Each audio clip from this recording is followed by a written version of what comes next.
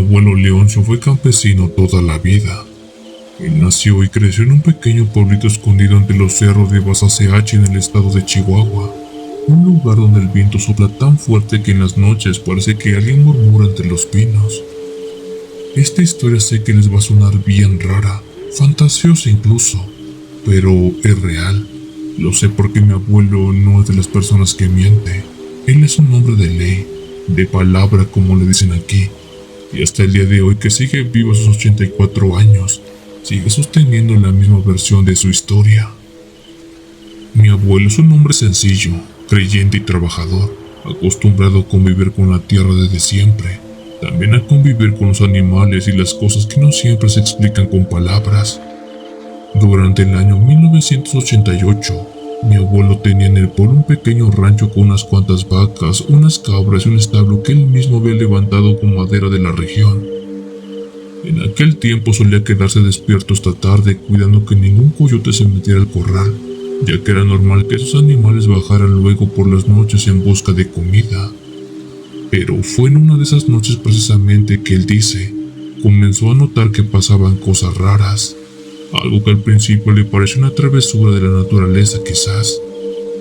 Decía que algunas madrugadas, mientras tomaba café en la cocina y arreglaba sus herramientas, escuchaba risas suaves que venían desde el establo que había construido. Aquellas risas eran finas como las de un niño pequeño. Sin embargo, al asomarse por la ventana, dice que lograba distinguir una silueta diminuta, no más alta que la cintura de un hombre adulto moviéndose cerca de las vacas. Por lo que mi abuelo dice, aquella cosa era de color gris, delgado, con la cabeza un poco más grande de lo normal y unos ojos negros enormes, tan brillantes que parecían 2 gotas de petróleo. Al principio pensó que era un duende, de esos de los que tanto habla la gente de los pueblos. Creo que fue por ello que no le tuvo miedo, al contrario, se sintió afortunado. Decía que cuando un duende visita una granja era señal de abundancia y de buena suerte, así que decidió mejor tratarlo con respeto. Cuenta que cada noche le echaba un puñado de dulces de piloncillo y un jarrito con agua fresca de Jamaica junto al corral. Aquel ser, de manera agradecida y como si entendiera aquel gesto, se acercaba sigilosamente y tomaba los regalos para después esconderse entre los matorrales. Con el tiempo mi abuelo se acostumbra a su presencia. Lo veía jugar con las cabras, treparse al lomo de las vacas y corriendo por el establo riendo con voz aguda que sonaba como eco de otro mundo. Durante meses la convivencia fue pacífica. Las vacas daban buena leche, las cabras parían sin problema, y el abuelo llegó a pensar que aquel duendecillo era una bendición. Pero todo cambió una noche en la que una de las vacas que él tenía simplemente desapareció. Al principio pensó que se había soltado y salido al monte, pero 3 días después la encontró en el arroyo, flaca, temblando y con unas extrañas marcas circulares en la piel, como si le hubieran quemado el lomo con hierro forjado al rojo vivo. Desde entonces el ganado comenzó a comportarse raro, dice el abuelo. Algunas vacas dejaron de dar leche y otras se volvieron agresivas sin razón aparente, siendo que mi abuelo empezó a preocuparse aún más. Al poco tiempo desapareció otro animal. Ahora se trataba de una cabra, y curiosamente cuando ésta regresó al tiempo, tenía heridas similares a la vaca, casi idénticas, y con una mirada vacía como si algo le hubiera robado el alma. Fue entonces cuando mi abuelo lo comprendió. Al parecer aquel duende era que les estaba haciendo algo extraño a los animales. Este era que las lastimaba y las dejaba en tan mal estado. Fue por ello que mejor decidió espantarlo. Mi abuelo decidió colgar cruces de palma bendita alrededor de todo el establo. Roció agua bendita por el suelo y rezó durante varias noches, pero nada de esto parecía funcionar. El ser seguía apareciendo por las noches y extrañamente, cuando lo hacía ahora, era acompañado por unas luces que se veían en el cielo, destellos que se movían lentos, silenciosos, como si algo estuviera flotando por arriba del rancho. Una noche casi a la medianoche, El abuelo escuchó un ruido muy fuerte, como de algo arrastrándose entre los animales. Por miedo y curiosidad tomó su linterna y bajó al establo con cuidado. Cuando abrió la puerta, dice, el corazón se le heló, pues justamente ahí estaban tres criaturas pequeñas, del mismo color grisáceo, con cabeza grande y ojos tan oscuros que no reflejaban la luz. Y estas tres cosas, estos tres duendes, jalaban a una de sus vacas. Dice que la empujaban hacia una esfera plateada que flotaba a pocos metros del suelo detrás del establo. Aquella esfera recuerda a mi abuelo, no hacía ruido, solo emitía un resplandor tenue con dos luces parpadeantes, una roja y una blanca. Mi abuelo se quedó paralizado porque no podía entender lo que veía, siendo que las criaturas se movían con una coordinación inquietante, casi como si no pesara nada.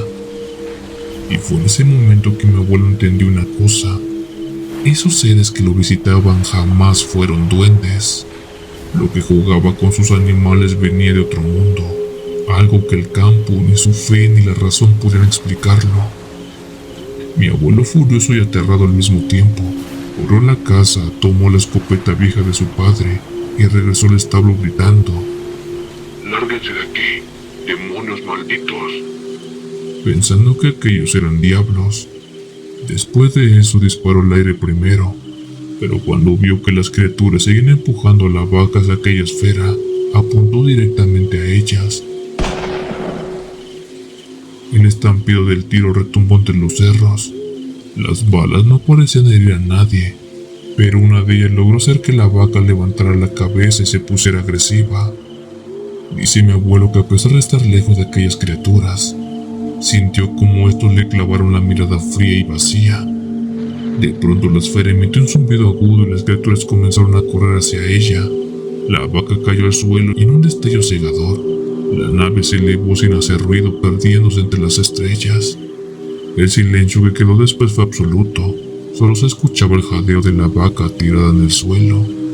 A la mañana siguiente mi abuelo fue al pueblo a contar lo ocurrido, pero dice que nadie le creyó del todo.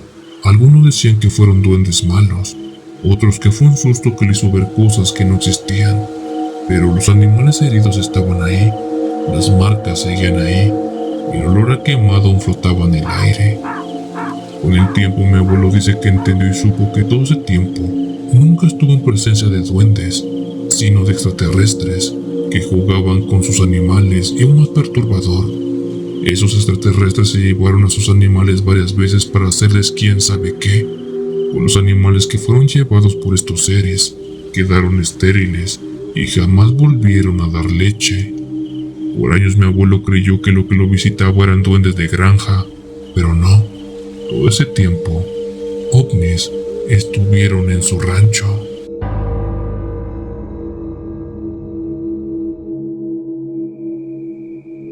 Mi abuela materna, que en paz descanse, nació en un pequeño pueblo escondido entre los cerros de la Sierra de Sangolica en el estado de Veracruz, un lugar donde todavía muchos hablan náhuatl y las noches son tan oscuras que incluso parecen tener vida. Por muchos años yo crecí escuchando las historias que ella contaba junto al fogón, pero de entre todas esas, hubo una que siempre me heló la sangre, una que el pueblo entero conocía y que temía bastante. Aquella era la leyenda del Canto del Cerro. Pero, ¿de qué va esta leyenda?, se preguntarán ustedes. Bueno, cuenta la abuela que cuando ella era niña, se decía mucho que en su pueblo se daba un suceso que anunciaba la muerte para los habitantes. Dichas creencias nacían cuando por las noches en el pueblo, de la nada, y como si fuera un ruido del viento, se escuchaba un canto que bajaba del cerro cercano. Mi abuela decía que ese canto era una advertencia, un anuncio de la muerte, pues nadie sabía de dónde ni por qué venía, pero los más viejos del lugar aseguraban que cuando se escuchaba eso, era porque algo muy malo estaba por ocurrir. Mi abuela contaba que todo empezaba cuando el reloj del pueblo marcaba cerca de la medianoche, y el silencio era tan profundo que hasta el ladrido de los perros se apagaba. Entonces, desde lo alto del cerro que se levantaba al oriente del pueblo, se escuchaba un canto alegre, uno acompañado de una especie de coro que entonaba versos en náhuatl, con una melodía que parecía salir de otro tiempo. Este no era un canto triste o lúgubre, no, al contrario, era una canción festiva, casi alegre, pero eso era lo que lo hacía más perturbador. Dice mi abuela que quien tenía el valor de asomarse por la ventana o salir al patio, veía siempre 3 figuras descendiendo del cerro. Estos se trataban de hombres, o al menos eso parecían, pues vestían como campesinos, con sombreros, guaraches y camisas de manta, pero algo no encajaba del todo. Cada uno de ellos sostenía una parte de un ataúd de madera, al que llevaban en procesión bajando lentamente por el sendero que conduce al pueblo. Los 3 hombres cantaban y reían, como si celebraran algo. Sin embargo, lo más perturbador era que no tenían rostro. En el lugar donde deberían estar sus caras, solo había una mancha negra, un espacio vacío que se movía con ellos como si absorbieran la luz de las estrellas. La gente del pueblo los veía pasar desde sus ventanas con los ojos bien abiertos y el corazón paralizado. Nadie se atrevía a salir ni a rezar. Sabían que si los miraban demasiado tiempo, ellos podían verlos también. Y cuando eso pasaba, al poco tiempo alguien del pueblo moría. Bajan cantando para llevarse un alma, decía mi abuela. El ataúd ya venía con nombre, solo que nosotros nunca sabíamos de quién era. Y así era. Cada vez que los 3 hombres sin rostros bajaban del cerro con su canto, alguien moría en los días siguientes. A veces un niño enfermaba de repente, otras veces un anciano amanecía sin vida, o un hombre joven sufrió un accidente. No importaba la causa, pero la muerte nunca faltaba. La abuela contaba que cuando ella era niña, su madre la despertó una noche porque el canto del cerro volvió a escucharse. Dice que la melodía era tan clara que parecía flotar sobre los tejados, como si alguien estuviera cantando justo fuera de su casa. Esta era una voz fuerte, bonita, pero que te ponía los pelos de punta. Yo ya la escuché y sentí que algo me miraba desde el monte, dijo ella. Aquella noche varios del pueblo se reunieron en la capilla para rezar, ya que nadie podía dormir. Afuera el canto seguía sonando más y más cerca, hasta que pareció detenerse justo detrás del templo. Nadie tuvo el valor de salir y solo fue hasta el amanecer, cuando el sol empezaba a iluminar los cerros, que la gente tomó valor. Algunos hombres se armaron con este mismo y salieron para ver qué ocurría, siendo que lo único que encontraron fueron huellas frescas en la tierra húmeda, 3 pares de guaraches y un arrastre de algo pesado como una caja. Las huellas terminaban justamente en el cementerio del pueblo, frente a la tumba más reciente. Curiosamente, comunidad, 2 días después, murió el sacristán, un hombre sano de unos 40 años. Al pobre lo encontraron muerto en su cama, con una expresión de susto tan grande que nadie pudo siquiera vestirlo bien para el entierro. Fue entonces cuando los más viejos confirmaron lo que ya tanto se temía. El canto del cerro había vuelto a cobrar otra vida. Con los años el pueblo fue cambiando. Muchos se fueron en busca de trabajo, queriendo olvidar las cosas que ocurrían en aquel lugar. Las casas quedaron vacías y la maleza cubrió los caminos, siendo que de alguna manera ya no había quien escuchar el canto ni vigilar el cerro. Pero los pocos que se quedaron aseguran que, de vez en cuando el aire sopla fuerte y la luna está llena, todavía se alcanza a oír una voz que viene de las montañas, un eco que entona versos antiguos en náhuatl. Mi abuela decía que una noche poco antes de morir ella volvió a escucharlo. Me contó que despertó sobresaltada, con el corazón latiéndole fuerte, y que jura haber visto desde su ventana 3 sombras bajando lentamente por el sendero. Venían riendo, me dijo, como si estuvieran esperándome a mí o a alguien más. Extrañamente, después de aquello, mi abuela murió 3 días después, mientras dormía. Hoy, cuando voy a visitar la vieja casa del pueblo, Me gusta subir al cerro por las tardes cuando el sol cae y el aire se vuelve más pesado. Desde ahí arriba se ve todo el valle y cuando el viento sopla entre los árboles, el sonido parece formar una melodía lejana, tenue, como un canto que no pertenece a este mundo. A veces creo que los tres hombres siguen ahí, esperando que el pueblo se vuelva a llenar de vida para retomar su procesión y su canto eterno, porque en esos cerros de Veracruz o en cualquier rincón donde aún se habla náhuatl, las almas no se van del todo, solo esperan a que alguien nos escuche, y cuando lo hagan, el canto del cerro, o mejor dicho, el canto del muerto, va a volver a sonar.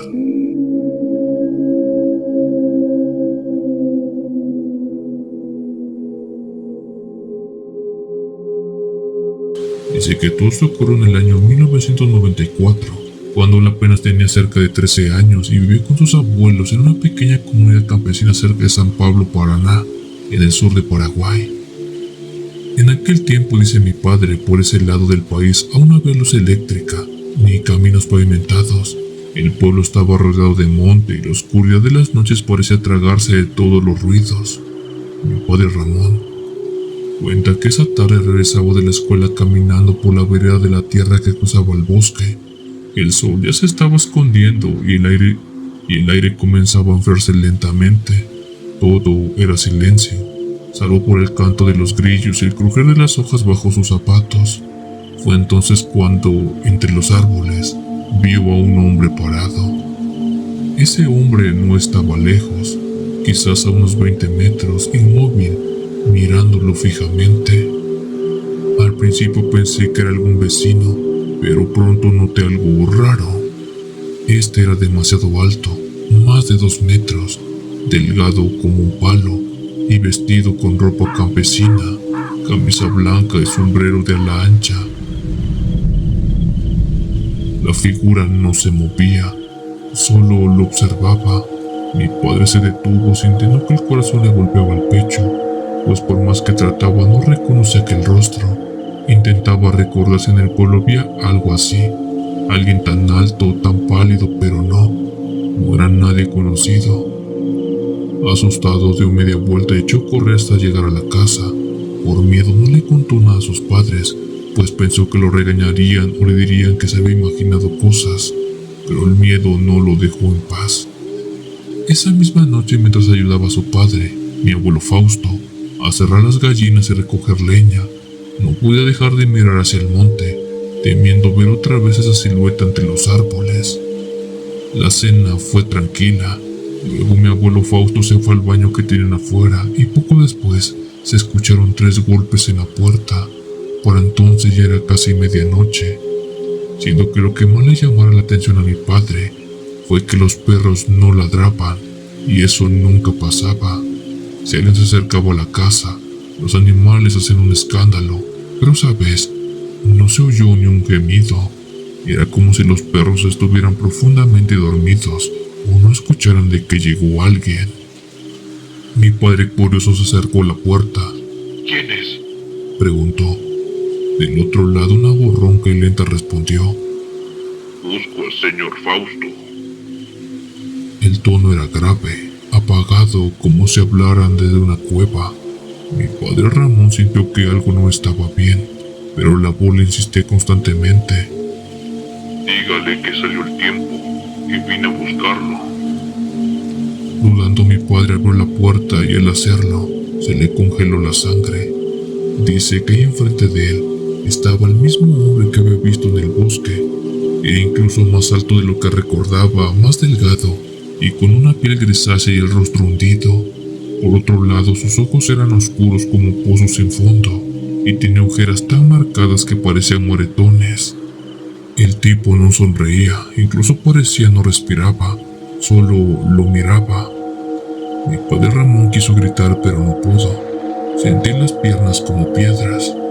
En ese momento sintió como una mano le tocó el hombro. Era su padre, mi abuelo Fausto, que acababa de volver del baño. ¿Cuántas veces te he dicho que no abras la puerta si yo no estoy cerca?, le dijo con voz dura. Mi padre se apartó temblando mientras su padre se paraba justamente enfrente de la vista de aquel hombre alto. Ambos se miraron fijamente sin hablar. La tensión en el aire era insoportable tanto que no podía incluso pegarse una buena bocanada de aire. En ese momento el hombre alto fue el primero en romper el silencio. Ya es hora. Tu tiempo terminó. Dijo. Mi abuelo Fausto respiró hondo y respondió con voz baja. Lo sé, pero déjame despedirme de mi familia. El visitante, ese hombre alto, dio un par de pasos para atrás, quedándose quieto en medio del patio bajo la luna. Mi abuelo Fausto después entró a la casa. Habló con mi abuela Rosa durante varios minutos. Mi padre dice que desde un rincón solo alcanzó a ver cómo ella empezaba a llorar, cubriéndose la cara con su delantal. Luego el abuelo se acercó a mi padre y le puso las manos en el hombro. Escucha, hijo. Le dijo. Desde hoy todo lo que tenemos queda a tus manos. Cuida a tu madre, a la casa y a los animales. Yo tengo que irme a buscar una nueva vida. Mi padre, confundido, apenas pudo sentir la cabeza. Después abrazó fuerte a mi abuelo, sintiendo que algo muy malo estaba por pasar. Don Fausto, mi abuelo, salió al patio sin mirar atrás, mientras aquel hombre alto ya lo esperaba.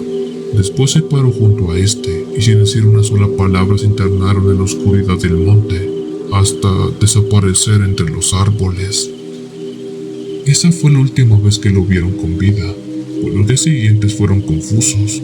Algunos hombres del pueblo fueron a buscarlo al bosque y a los caminos, pero no hallaron rastro. Nadie lo vio marcharse y nadie supo dónde se fue. Solo encontraron huellas muy grandes en la entrada del patio, como si alguien con los pies desnudos hubiera estado por ahí por largo rato. Con el tiempo empezaron a correrse rumores. La gente decía que mi abuelo había hecho un pacto hace muchos años atrás, que cuando era joven había sido muy pobre y una noche, desesperado por aquella situación, fue al cerro a pedir ayuda a las fuerzas oscuras. Dicen que lo vieron volver con dinero y buena fortuna, pero también con una mirada extraña, como si algo lo atormentara, y dicen que aquel hombre alto que lo visitó simplemente vino a cobrar la deuda. Mi padre nunca supo si todo aquello fue cierto, pero lo que vivió esa noche lo marcó para siempre. Siempre decía que ese ser no caminaba como humano, que cada paso que daba era largo y pesado, y que no hacía el ruido al moverse. A veces en los aniversarios de su desaparición, mi abuela asegura escuchar golpes en la puerta justo a la medianoche. Nadie se atreve a abrir, y los perros, como aquella vez, nunca ladran, pues no saben si algún día mi abuelo regresará, y si es que regresa, quién sabe si sea él.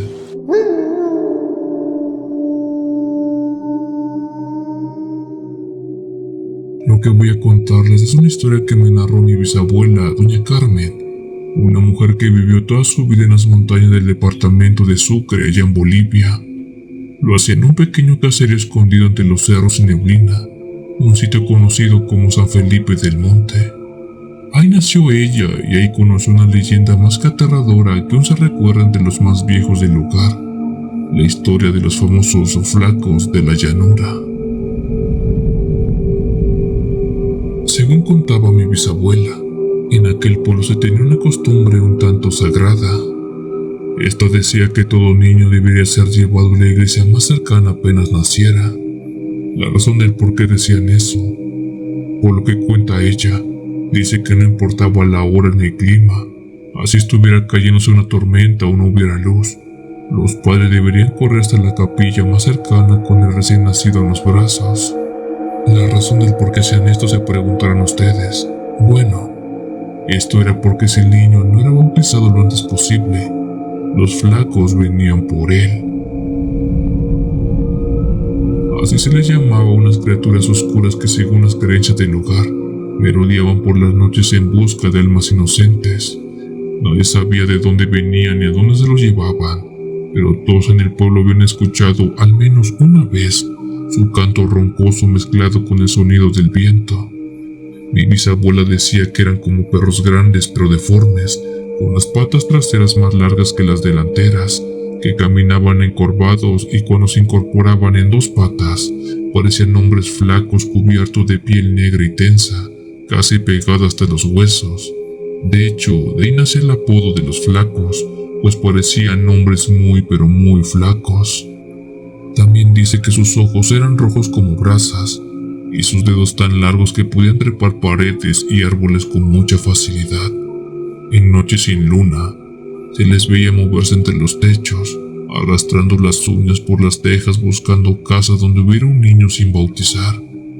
Por eso decía mi bisabuela, cuando un bebé nacía, las mujeres no dormían, se turnaban para rezar toda la noche, hasta que amaneciera y el cura pudiera mojar la cabeza del pequeño con agua bendita. El miedo de aquellos seres era tan grande que bastaba oír un aullido lejano para que las puertas se cerraran y los candiles se apagaran.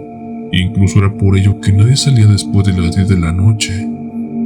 También se cuenta que los flacos no entraban a la casa donde hubiera imágenes santas o cruces, pero bastaba una rendija abierta para que se colaran y cuando lo hacían, no había escapatoria. Mi bisabuela contaba que en los años de su infancia desaparecieron varios niños. Nunca se escuchaban gritos, solamente un llanto apagado en el viento, seguido de un silencio absoluto. Al amanecer los padres encontraban las cunas vacías y huellas delgadas de marcas en el barro, huellas que no eran ni de animales ni de hombres. A esas criaturas se les trató de cazar varias veces. Algunos hombres del pueblo salieron con escopetas y perros, pero ninguno tuvo suerte, ya que las balas parecían no hacerles daño, y los animales que los perseguían regresaban enfermos, sin fuerza, como si algo invisible les hubiera succionado la vida.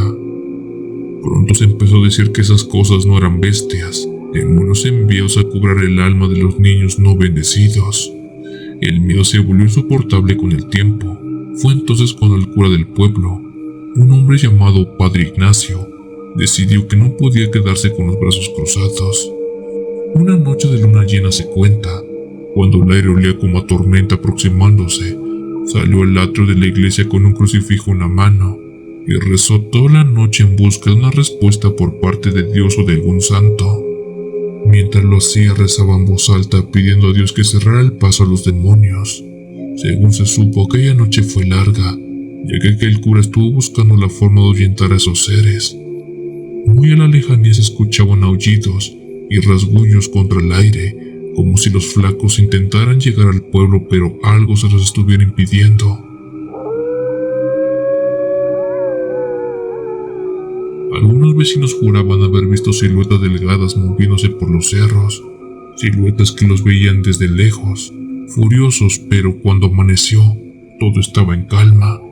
Desde ese día los flacos del cerro dejaron de aparecerse. El pueblo volvió a respirar tranquilo una vez más. Las madres pudieron dormir sin rezar toda la noche. Los niños podían correr libres al caer el sol, y poco a poco el miedo se convirtió en recuerdo. Mi bisabuela decía que durante años todo estuvo en calma, que las oraciones del cura y sobre todo la protección de los santos evitaron que esas cosas regresaran al pueblo en busca de niños. Ahora el pueblo de San Felipe está casi vacío. Las nuevas generaciones casi no conocen la historia y piensan que solamente fueron supersticiones de los viejos. Pero los viejos aún recuerdan esas noches cuando el viento soplaba con olor a muerte y las madres rezaban a sus hijos recién nacidos temiendo escuchar el llanto que se los terminaba llevando. Mi bisabuela, hasta sus últimos días que vivió en ese poblado antes de mudarse con nosotros, juró que vio con sus propios ojos las marcas de uñas sobre las paredes de la capilla, como si alguien hubiera intentado trepar el campanario, y estos solamente eran vestigios de lo que alguna vez fue aquella leyenda. A día de hoy, cuando el viento ruge entre los cerros y crujen las ramas secas, algunas personas del lugar dicen, todavía se escucha el aullido de los flacos, un aullido largo y profundo que ronda las afueras del pueblo. Se cuenta que los flacos todavía siguen ahí, esperando que un día la bendición del pueblo termine y ellos puedan regresar por los niños no bautizados.